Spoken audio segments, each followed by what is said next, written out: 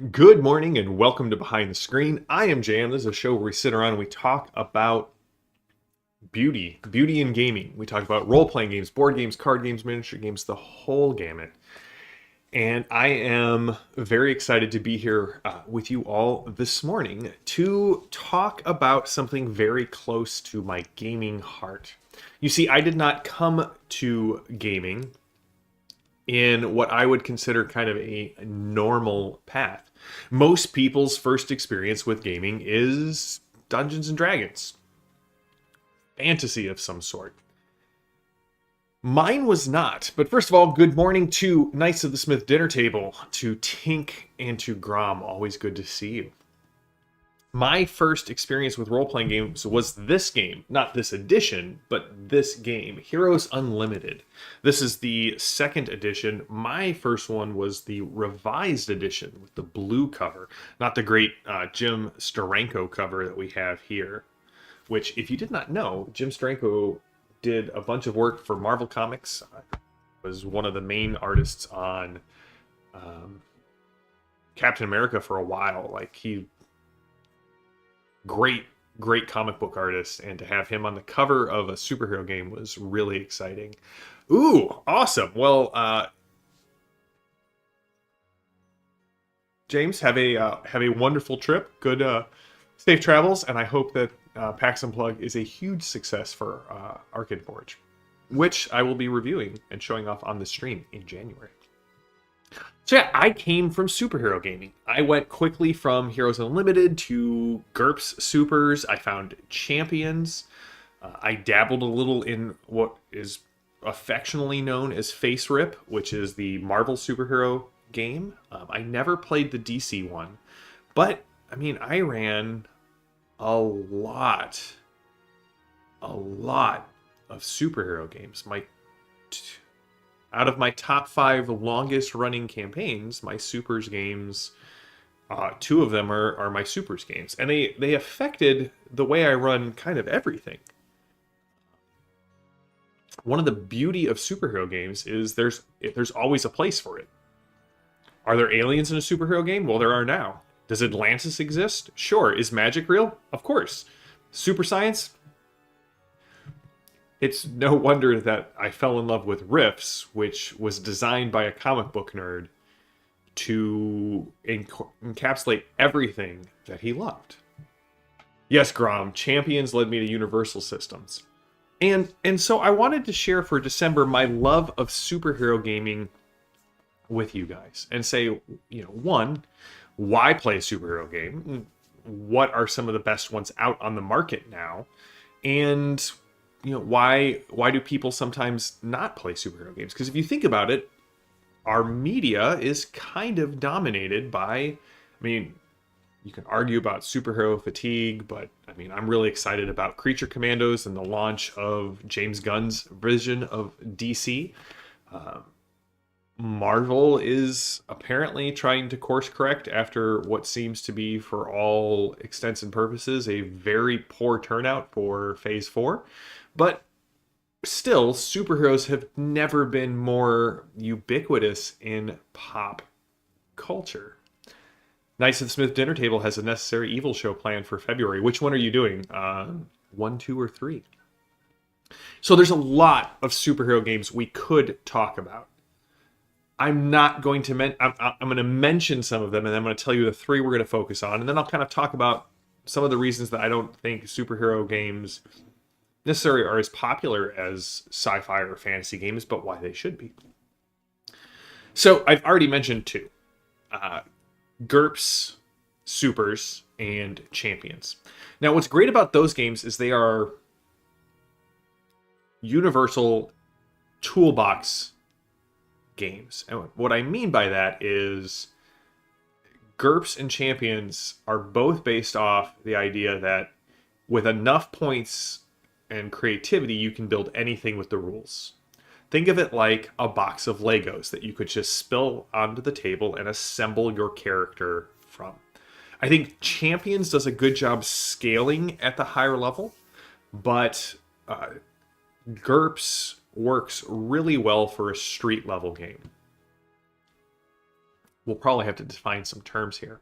So when I say a street level game, I'm talking about things like Chris Claremont's X-Men, Spider-Man, Batman when he's not running with the Justice League, pulp heroes, heroes who are better than the average person, but not godlike.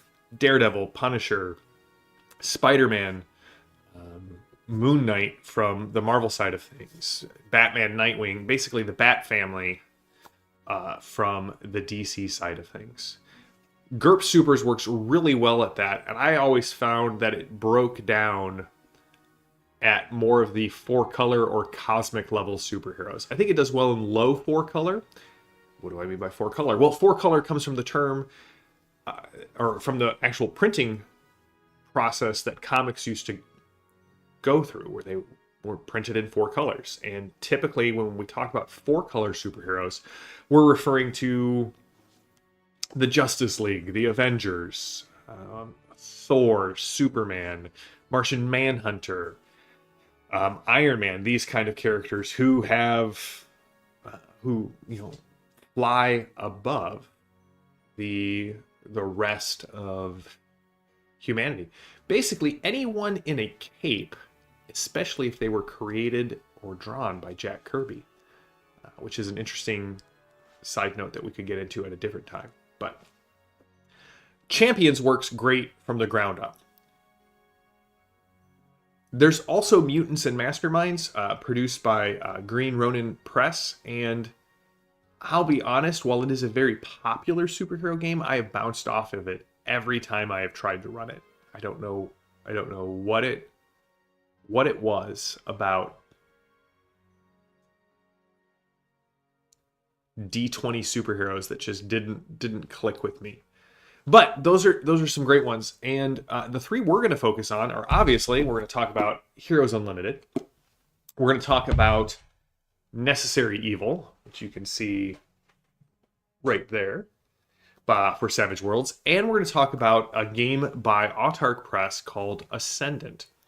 Those are going to be kind of our 3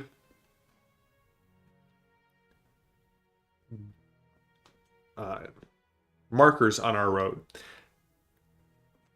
Suede's Necessary Evil and Superhero Companion on one end, Heroes Unlimited kind of in the middle, and then Ascendant on the far end. Now, one of the reasons that I think that it is not as popular is that most superhero settings or systems, including Savage Worlds, there's no such thing as a class or really a framework when you are building a character.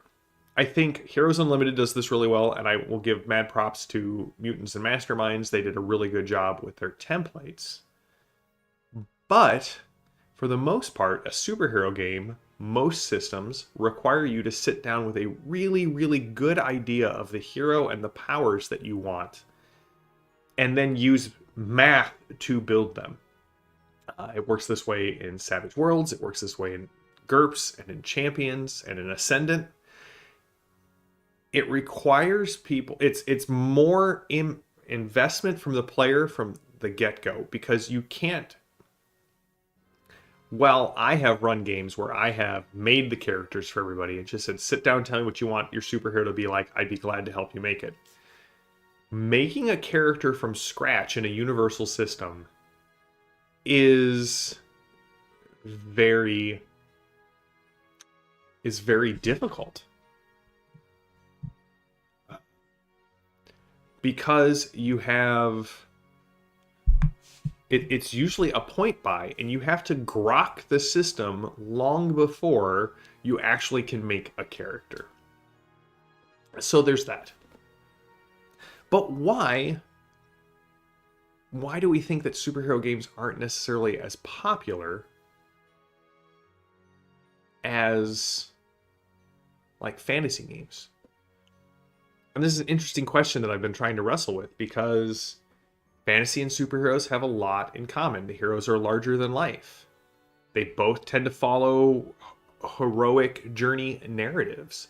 They both tap into mythological realities. In that book that that my article is coming out in, My friend Ben, who is a friend of the show, he has a book on superheroes as America's saints. I think there's something really like dialed in with that idea. Yes, exactly, Grom. Mutants and Mastermind acknowledges this build problem with the frameworks that can be customized, and they give you a ton of different options, and I love that. Savage Worlds does it with their archetype cards. Heroes Unlimited has a class-based system where your source of your superpowers is sort of your class. Are you an alien? Are you a mutant? Do you have bionics? Are you a psionic? Did you have physical training? Did you have special training? I think that makes it a little bit easier to grok. But I also think that fantasy has always been a larger draw and maybe a harder itch to scratch. And what do I mean by that? Well, say you have your favorite fantasy series. I know the latest Brandon Sanderson book just released this week. How long has it been for fans of Brandon Sanderson waiting for that next book to come out? If you've got your favorite genres and you've got your favorite authors, there is large gaps where you don't have anything new. I think about reading The Wheel of Time. There was so much time between each book as they were coming out that I was able to reread the entire series before the next book came out. Like all the way through books 9, 10, and 11, I was able to do that. So I think and let's just be honest, there have been some great fantasy movies. There have been some okay fantasy movies, and there have been a dearth of just freaking awful fantasy movies. So I think it's for those of us who love fantasy, role playing is this great way to scratch the itch of the genre we love between these peaks of getting something new from our favorite authors, directors. Comic book fans are different. Sure, if you just came to superheroes through the movies, you're kind of in the same boat as as fantasy kids were in the 80s and 90s. But if you were a comic book fan, worst case scenario, it was 1 month between issues. And that's only if you were following like obscure or lesser known heroes. If you were following Batman, there were 3 or 4. Superman's always had about 2 issues a month. Spider-Man in the 80s and 90s, you had Amazing, Spectacular, and Web of. And that doesn't count crossovers, right? So if you love Batman, well, Batman's in the Justice League. All right, well, now there's 3 or 4 issues I'm picking up. And then giant crossover events. There were always comics to read, and then there were back issues and getting trades. There was a lot more going on in the comic space for that itch to be scratched. So that I think it was really only the hardcore comic book fans who also played games who loved this genre of superhero gaming. So let's see here. Fantasy is more popular than superheroes because history is open use. Anyone can use historical knowledge to create a game, but superhero lore is copyrighted. I mean, there is that, but making new superheroes is fairly easy. And, you know, one of the nice things about a superhero game is that they all take place in our modern day.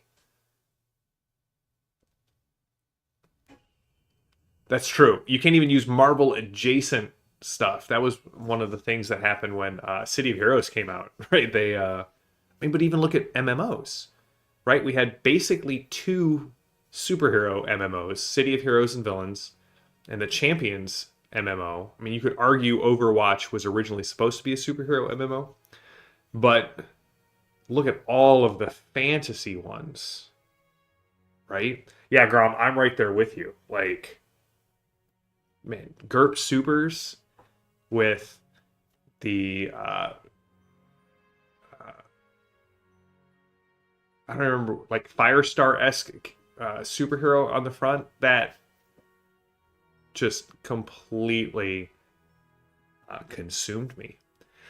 But I also think there's an issue with, I mean, depending on the game that you're playing,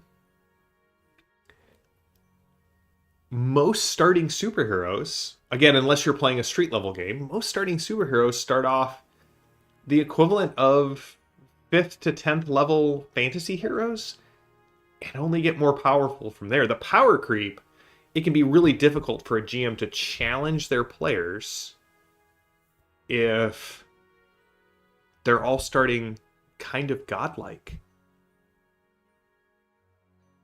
But I also think one of the great things about superhero gaming is, I mean, we as fantasy GMs steal rapidly from our sources.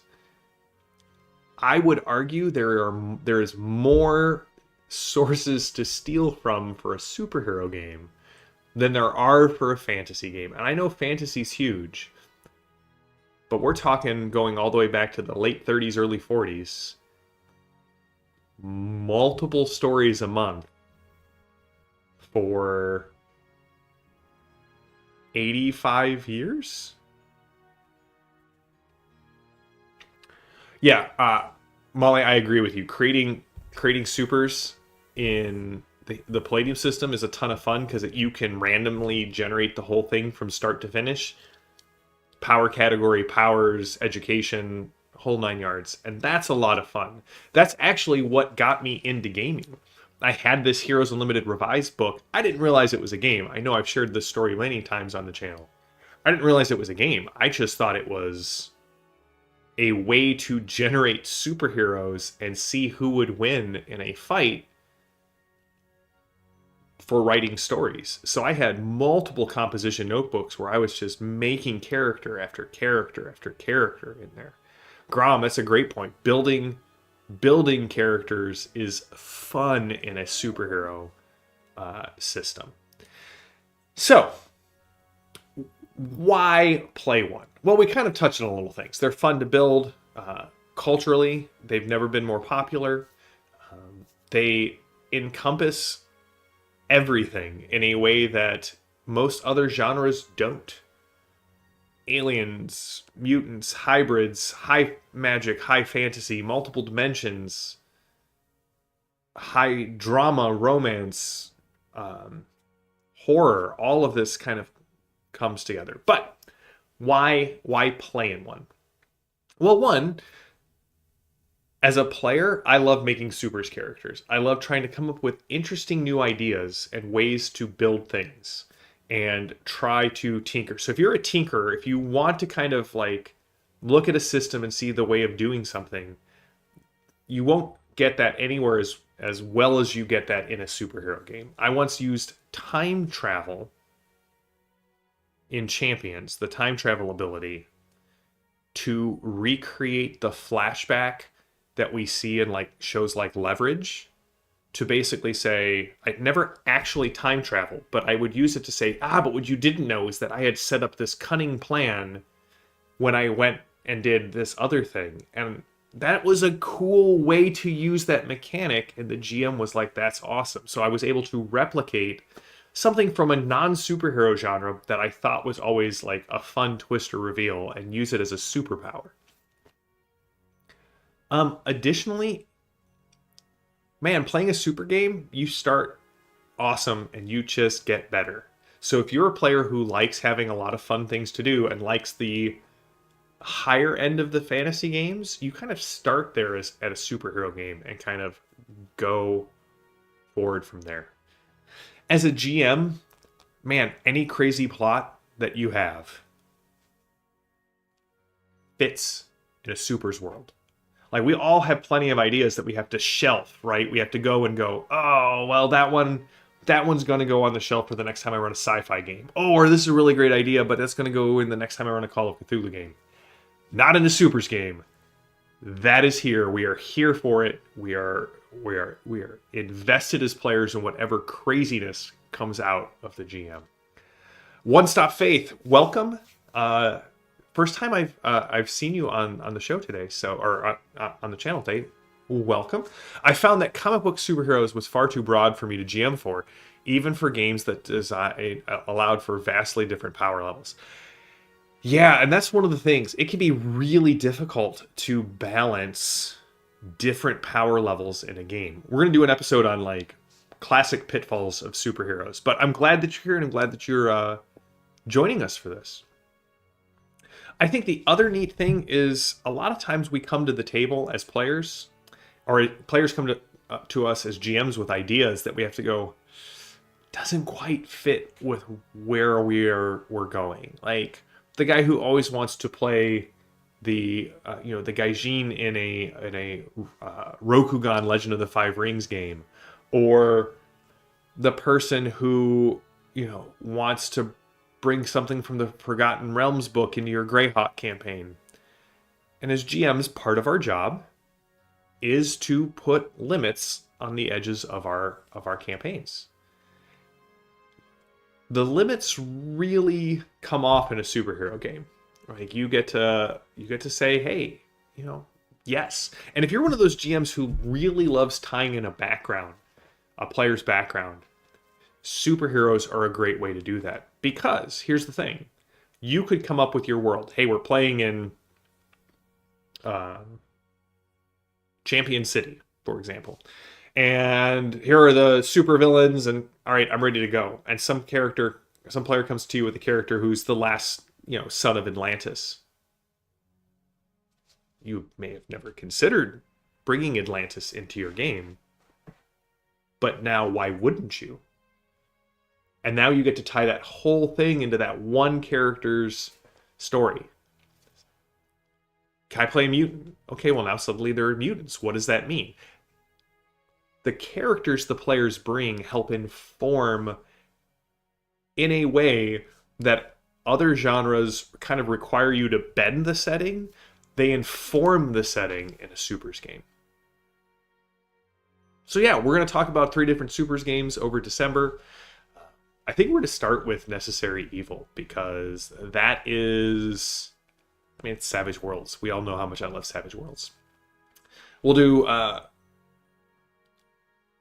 Necessary Evil Supers Companion as kind of our intro to Supers game.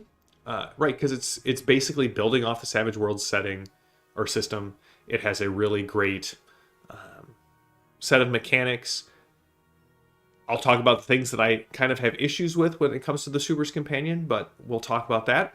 Then we'll go into a game that's very much kind of middle of the road for when it comes to Supers, and I think is a great starting point for players who want to get into Supers because it has classes, and I think that makes it a very easy transition from a D20 game into a superhero game, and that'll be Heroes Unlimited. And then we'll end with Ascendant, which is a D100 Supers game that harkens back to games like Marvel Face Rip and DC Heroes, but yet is also an intensely math-based game, much like Champions. So the thing about Champions and GURPS and Ascendant that's always been interesting to me is a lot of games get more complex the longer you play them. And GURPS and Champions and Ascendant, all of that complexity is front-loaded, and it's really just for building the character. And once you build the character, the actual gameplay is very simple and just flows smoothly. So we'll talk about all of that. But that's it. That's my introduction to superhero gaming. I hope you guys enjoyed it. Glad to have everyone here. And I will see you all on Tuesday for our look at Necessary Evil. James, again, safe travels, my friend. Will you be available for Han Cluster tomorrow night if you are at PAX Unplugged? Inquiring GMs want to know. But thanks to everybody. I hope you guys all had a wonderful holiday season, starting off with Thanksgiving. For me, it's Advent. If you are celebrating Advent, happy 5th day of Advent. If you are not, I hope you have a wonderful holiday season. Let's see here. I feel that classes complicate PC construction and leveling. Interesting. You dislike that in your Pathfinder campaign. Are you running Pathfinder 1 or Pathfinder 2?